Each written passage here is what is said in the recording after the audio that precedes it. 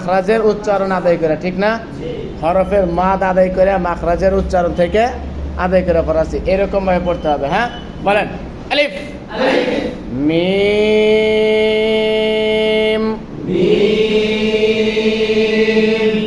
ত ত ত র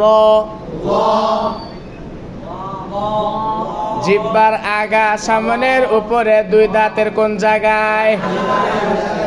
আবার বলেন, জিহ্বার আগা সামনের উপরে দুই দাঁত, এই যে তার আগার সঙ্গে কোন জায়গায় লাগাইয়া কি করতে হবে?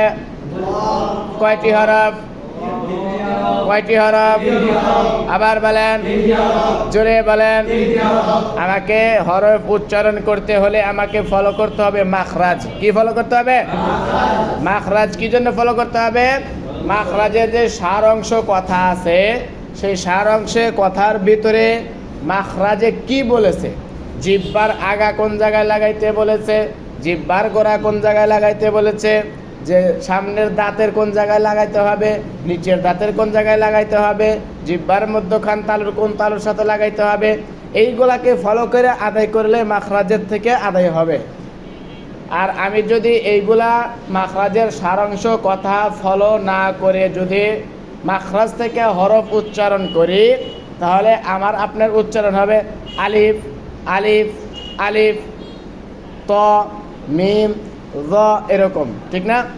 আর মাখরাজ থেকে মাখরাজের সার অংশ থেকে আদায় করলে এইরকম আওয়াজে বাইর হবে আলিফ মিম।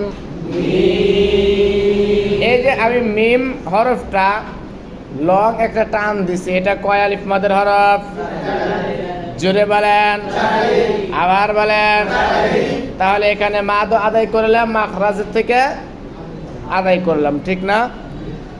প প প প র র বা তা ফা ফা কাফ